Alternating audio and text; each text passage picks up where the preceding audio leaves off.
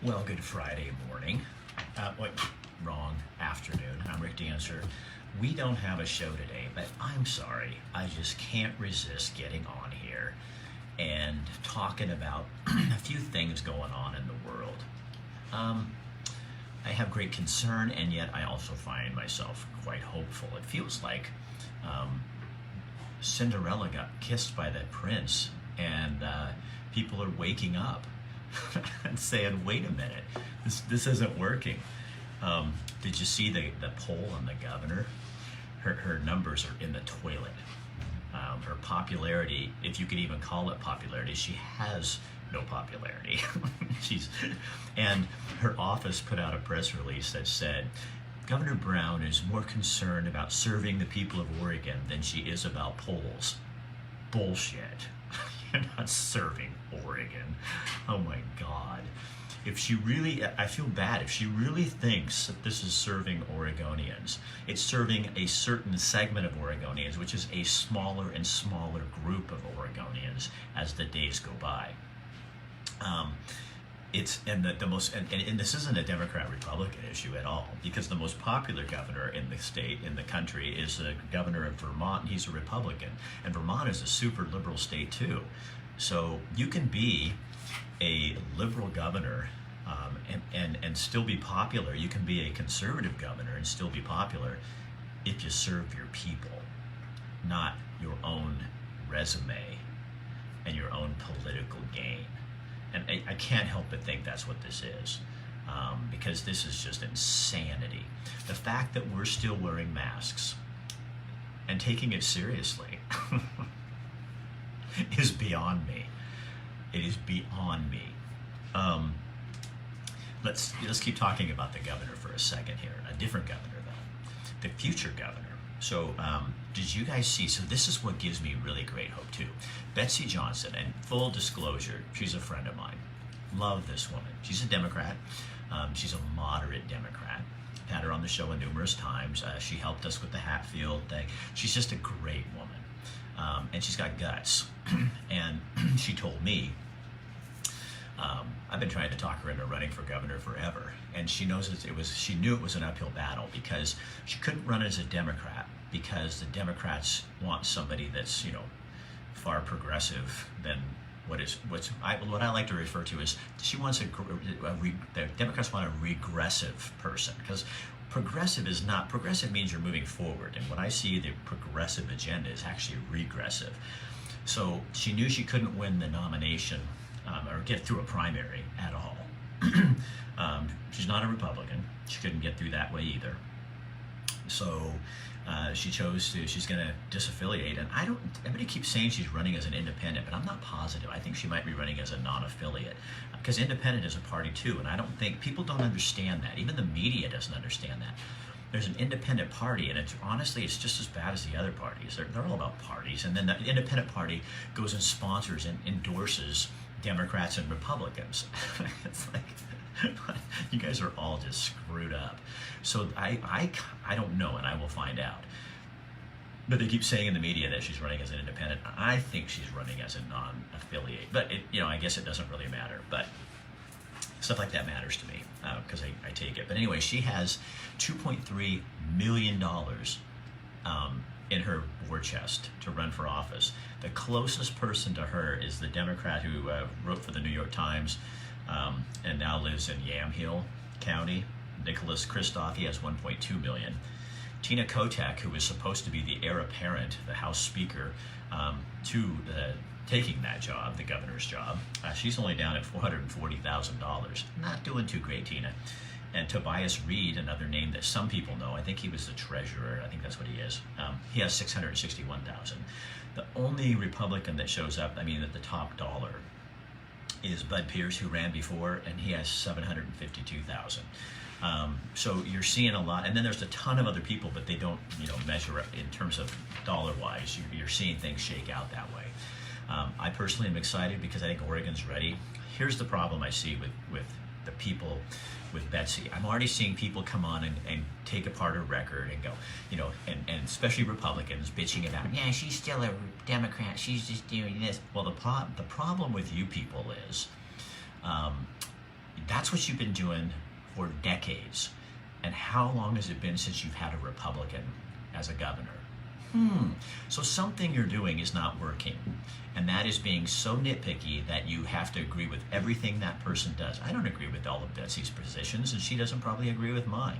But I'll tell you what, she loves Oregon. She believes in Oregonians having a voice. And she believes what's going on right now is bullshit.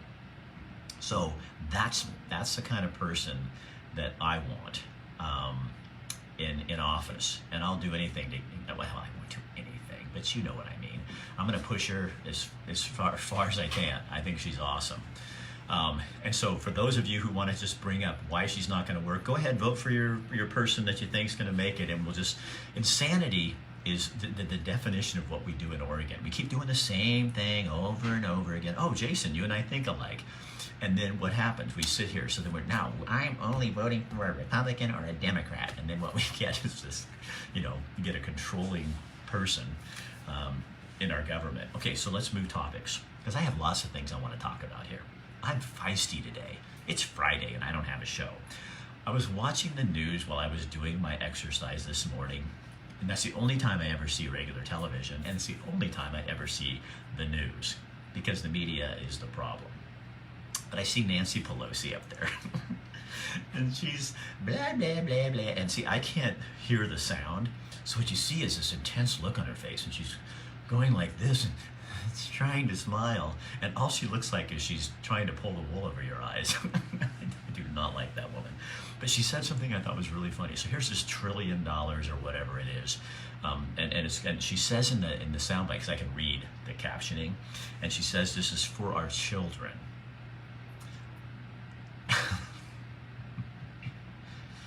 You're bankrupting my grandchildren and great-grandchildren's government, and you're going to sell this package, the largest amount of money that's ever been taxed on people. You're going to sell this to the American people based on it's going to help our children when you're bankrupting the children. And then there was it's on my phone, dang. Biden said that the plan was like I can't remember, but it was half. That the government does a study and they look at how much money this is actually going to cost. It was double what Biden has been saying. So it's smoke and mirrors. It's all smoke and mirrors. And I wish I had it. I took a picture of it and I forgot to look at it before I came on here because I forgot I was going to talk about that. But anyway, what Biden says, okay, here's what the tax plan will cost. And then it'll all even out. Well, when the government actually did the study and looked at where the money's going and where it comes from, they said, it's double that. But you know what? The American people will just go, oh, it's whatever. Well, Joe's losing. He's kind of, if Kate is on the coat strings of Joe Biden, she might want to let go. His popularity's in the toilet. The vice president's popularity is way down, like 28%. She's gone. And now Brown that's your resume, that's your future. You might want to get a different one. That's not working out too well. Okay, so the second one. I was watching this, somebody put this on my page, and it kind of disturbs me. And I've heard this, I have a friend in Denmark, and he tells me like what's going on there. And they're starting to segregate people based on your vax status. That should scare you. Yeah, so the people who aren't vaxxed can't go to nightclubs or restaurants. They can only go to the grocery store and work.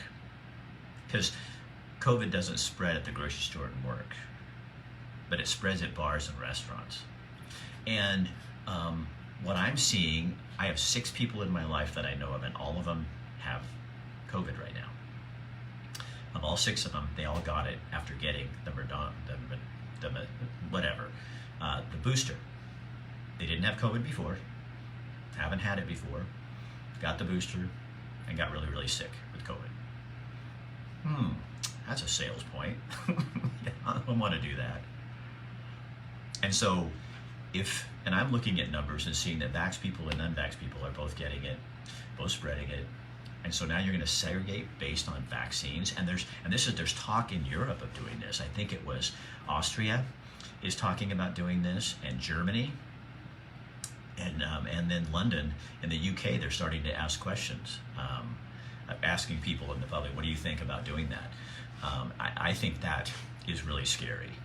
And, you know, but I think people are starting to resist this too, because they're starting to a lot of friends that I know that have been vaxxed are completely against mandates, because they're like, no, and I think all of us can make our own choice. It's like, but then they scream at you, not them, but the smaller crowd of people that's used to be yelling really loud, they're getting really quiet right now because science and information's coming out, and you're not hearing a lot from them.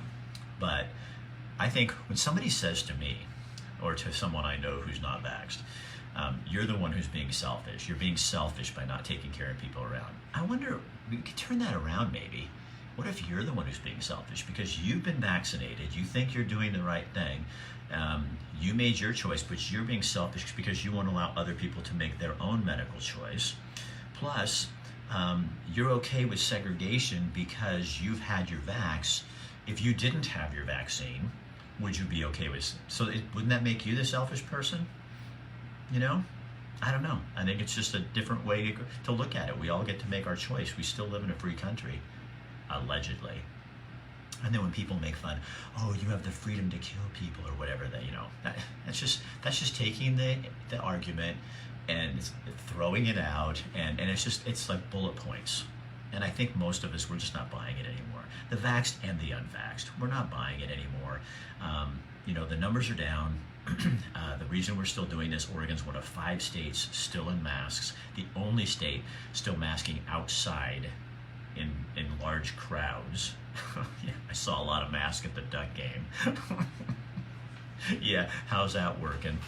And we have some businesses that are requiring people to carry to do a passport. So let's talk about that a little bit. I don't know if you were watching last night's show, but yesterday I was getting a bunch of screenshots from people on something from the Oregon Health Authority that was talking about a project, but it never laid out what the project was, but it kind of had a timeline of when it was going to go, and it would start in March of this next year, 2022. So I'm talking to a representative who was at the hearing that OHA was at, saying that they're probably not going to lift the mask mandate until after the first of the year. And which that's just a bunch of horse shit too. But so they were talking about that, and it came up that they're creating this little, it's not a passport. It doesn't say it's a passport, but it's something that you carry your medical information in. OHA is, and I may have this wrong, but this is what she told me last night, is they have this, they're developing this so you could carry your paperwork around. So it doesn't say that it's a passport, but what do you wonder? Why would they be developing something to carry this around if there's not going to be a passport? And why are they developing something to carry it around on? I think they're just developing a passport, and it's going to come in March of 22. Now, I could be wrong, but I'm not a news guy anymore, so it doesn't matter. I can make speculation if I want, but doesn't that be curious? Aren't you curious about that? And so is that the way that we're going to start going in the world? That we're going to have passports so that we'll segregate people? And I know people hate, my train's coming. People don't like when you use the word segregate because they don't look up the meaning, and they think it just has to do with issues of color. But that's not what it is. If you look up the true definitions, it's when you separate people based on different things. So it can be based on color of skin, it can be based on education, it could be based on medical status, like you could put men with vasectomies over here and men who don't have vasectomies over here. People who had cancer before, they could be separated over here into a building because you never know that, what if you can catch it? Or people that have never had cancer, they get separated over here. Or you could do it based on whether people had a vaccine or not, or a shot. If they had this certain shot that the government thought was supposed to happen, then if they had it, then they're the good people. So we put them over here. They get to go all the privileges. They can use the parks and go to games and go all stuff. But the naughty people who chose to do something different because the research they read said something different, well, then it must be wrong because it doesn't line up with over here. So of course it can't be right. But those naughty people, then they have to go to the other room. They go to the bad people's place. They don't get to go to bars. They don't get to go to football games. They have to stay. They can go to work and they can be productive that way. And they can go to the grocery store because we can't starve them. I mean, we'd like to, but we can't. So we'll put them over here because they didn't listen and do what the government wanted. It's like, yeah, and Tom says separated based on Facebook posts. Oh, that's already happening. I have to cue my guests before they come on and say, here are the things you cannot talk about or it'll get pulled. And I have to cue them. And I don't do that. They can say fuck or whatever else they want, but they can't say certain things that cue the Facebook gods, or they'll pull it. And YouTube has pulled me for a week one time.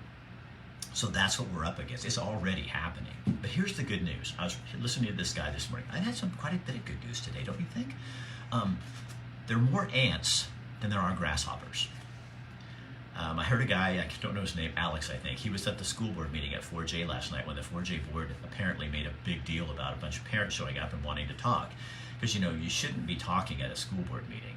I mean, we can't have that.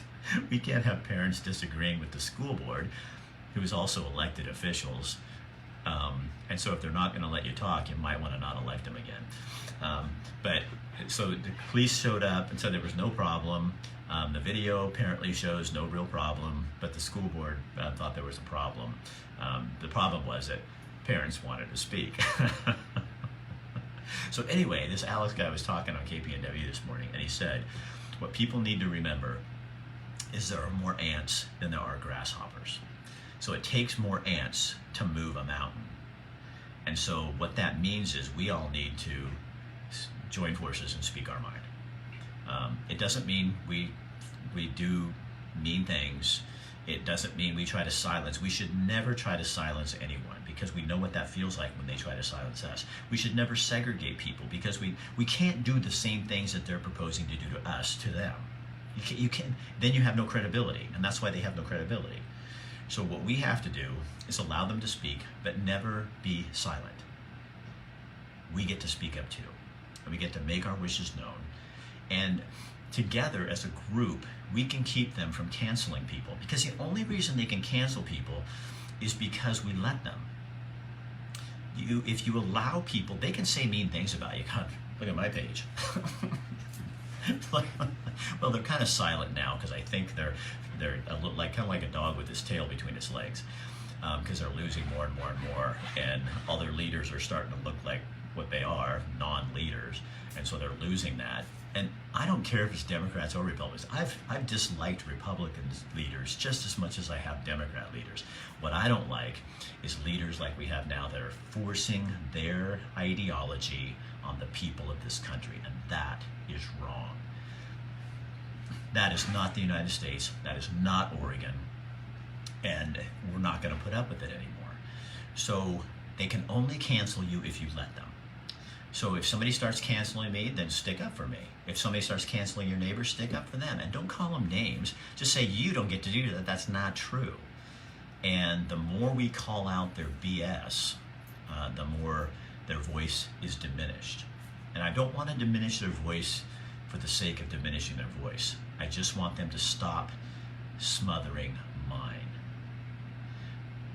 You get to talk, and so do I. You don't own the conversation, and neither do I. But if you don't get to riot, I don't get to riot. If you don't get to tear up the city of Portland and other streets and people's lives, I don't get to do that. And so I hope that people don't overreact to what's happened today in the courts, because that will be devastating. And what does it do? And so what we need to do, I think, is allow people to do what they're going to do, but allow me to do what I'm going to do. And I'm not going to be quiet. I'm sorry. It's not in my nature. And if the rest of you, I get a lot of people come on and go, Ricketts, thank you for saying something. Well, you know what? I need you to do the same thing. Because if we need to stop this mask bullshit, and that means we have to start writing every legislator and tell them we're not doing this anymore. And we need to write the governor and say we're done. You don't get to do this anymore. And we need to get that executive order power changed, because it was never meant to be for 2 frickin' years. It was supposed to be an emergency. This emergency has lasted way longer than an emergency. And why is the rest of the country not doing it? And only certain places, 5 states, are. That makes you, is it that much worse in Oregon? No. So why are we doing it? And that's what we need to be asking the governor. And also we should be asking our legislators, why aren't you speaking up? I had a guy send me a letter, and I'm not going to say who because I don't do this to people unless I talk to him, but a local representative, he wrote a letter and said, when are you going to stand against Brown on this? And he says, well, I'm not going to. Isn't that your job? Unless you agree with it, then say, I agree with what she's doing, and I'm not going to. But I know for a fact, a lot of my friends in the Democrat legislature do not agree with this, but they're afraid. So they need to be more afraid of us than they are of her. And that is the moral of the story. I kind of like that. Our legislators and our legislature needs to be more afraid of us, the people, all the people, the conservatives, the Republicans, the Democrats, the liberals, the Green Party, the Family Working Party, the Independent Party, and all of us, huge number of non-affiliated voters. They need to fear us more than they fear Governor Brown, because we are going to take them out of office if they don't start paying attention. It's too late for her because she's served her time. That's why she's doing what she's doing. She's got nothing to lose except for the respect, but I don't know how she gets that back at this point anyway. So the good news is, people, we have the power. We're standing up. We're doing our thing. We're saying things. We're using our voice. And if you disagree with me, please use your voice. I don't think this is not my conversation. This is our state, Oregon. All of our state. Every single one of us. And I, for one, I'm just kind of on a roll today. I'm embarrassed. I love this state. I'm moving because I can't do this. I can't live in a place that allows this to happen for this long. We're still going to do our business here from Montana. We're still going to report on it. I still have great hope for this place I call home. I'm going to go get Betsy. I'm going to support her from afar. And but I'm embarrassed that we've allowed our state. This is a place where if our current culture was back 150 years ago, leaving Missouri on a covered wagon to go discover this place called Oregon Territory, we would have never made it. Too wimpy. We'd have a bunch of people in the wagons going, the wheels are bumpy. How come the horses poop? I can't get all my clothes in here. It's cold. I want my way. I'm not driving that way. You're going to go the way I want. And I'm right. We would have never discovered Oregon with people from today because they don't have the stamina, it seems, to stand up. They just follow whatever's going to be told to happen, And that's what I think. That's what I love about Old Oregon. And then whenever I say Old Oregon, then all the racist people come in and go, yeah, it was a racist state and you're supporting that. Shut up. That's not what I'm talking about. I'm talking about a pioneer spirit of people that came here to discover a new way of life. And you know why they did that? Because they didn't fit in where they were.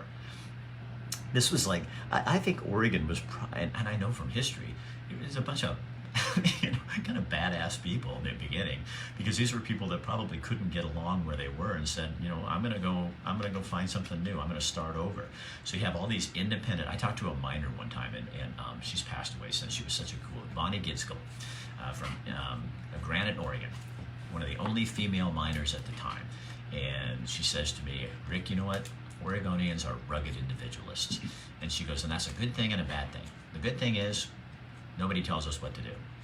The bad thing is sometimes we think we're always right and we don't listen to them. And but now we're not rugged individualists anymore. We've given that up.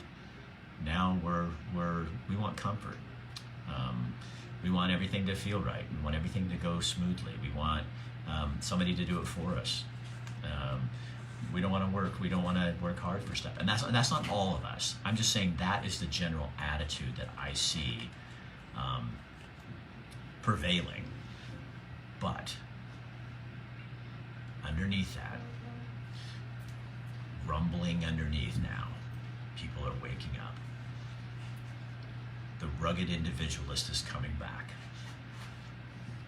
That Oregon spirit is rising up and saying, no, we want to create a state under someone like Betsy Johnson where all people have a voice. Black, white, gay, lesbian, women, men, kids. We want to have a place where everybody brings something to the table, and we honor that. But if you just bring controversy and crap and shit to the table, no, you don't get to play that way. I had a boss one time, and he told me, I love this guy. He said he was a super liberal guy, very progressive of the time, and he said two kind of things. Well, one of them I probably won't tell you. It'll just muddy the waters, and people will start calling me something else. And I really like the names they're giving me right now, so I won't tell that. But one time, he'd have people. He said to people, if you come into the news, he was a news director. If you come in my office and you have a complaint, you better have a solution, because I don't want people in here just complaining. Come in here with a solution, and then we can have a talk about it. So people would walk in and say, nah, so-and-so did this and this. What's the solution? And they wouldn't have one. He'd have them leave the room. That's how we need to be in Oregon. If you just come to bitch, go leave until you have a real solution. Not a self-centered solution, not something that's just about you, but something that will work for our entire culture, that takes into consideration all the different factions we have in Oregon. Then you can come into the table. But otherwise, see, what we get is we get people that just want to twist it their way, so they create initiative petitions, or they fight in the courts, and they go here, they go there, and they all get their way. And so what's happened is we've grown apathetic, and now all of a sudden we're waking up. So the good news is we are waking. The warning is, don't let them put you back to sleep. And do not expect the roaring lion to lay down and just go, oh, it's okay. They will roar, because there's nothing worse to them than losing power, voice, polls, the opinions. When they start losing their footing, they're not going to be happy, so they'll come after you and me. But then again, we have to remember there are more ants than grasshoppers. So if we stick together and make sure that we bring all of our parties into this, our black, our lesbian, our gay, our conservative, our non-conservative, our progressive, all the friends that want to work together. It's kind of like the people that have had the vaccine and still see the value of not having mandates. They still see mandates as wrong, even though they've had the vaccine. That's what you bring together. It's like we don't all have to agree, but we have to find some point of common interest. And that's one of the things, I'm going to go back to Betsy Johnson. That's one of the things I love about her. She doesn't care about the Democrats or Republicans, except for that they're part of Oregon. She cares about Oregonians and what Oregonians need. And what we don't need is a governor that's a Republican or a Democrat or an independent. What we need is a governor who doesn't give a shit about being a governor, but wants to lead Oregon. There's a difference. A huge difference. You lead or you want to be a governor. And you have to be willing to lead the masses, not just those people who kiss your ass and vote for you, and that when you throw out your words, they land on all the right ears and all the right little tones and little messages. Oh, we hit that checkbox and that checkbox and that checkbox, so everyone knows that I care about the world. That's just horse shit. So good things are happening. People are waking up. People are moving. Share this on your page if you want to. That'll just get me in even more trouble. And remember, there's more ants than grasshoppers. And you are an ant. And I am an ant. And the ants can lift loads and loads of dirt when they're all working together. One little ant can't do much. A whole bunch of ants, we can change the world. I think we should make Oregon a wonderful place to live again for all people, not just one ideology. But we need to go remember that there's urban people and there's rural people and there's city people and there's country folk. And they all live here. And you don't get to ignore them just because it doesn't fit into your messaging. So, have a great weekend. And I will see you Monday when we talk with Veterans Legacy. And Rosa Realty is giving away $200 to a family who needs it for Thanksgiving. So we'll be announcing that on Monday. And we got all kinds, well, we only have 3 days of shows because we have Thanksgiving next week. And we're taking that day off. And then the following week I have a country singer coming on Monday the 29th. And you're going to love this guy. He's good. And I think you're going to enjoy him. So that's what we got coming up. Yeah, have a good day and keep your chin up, okay? It's getting better.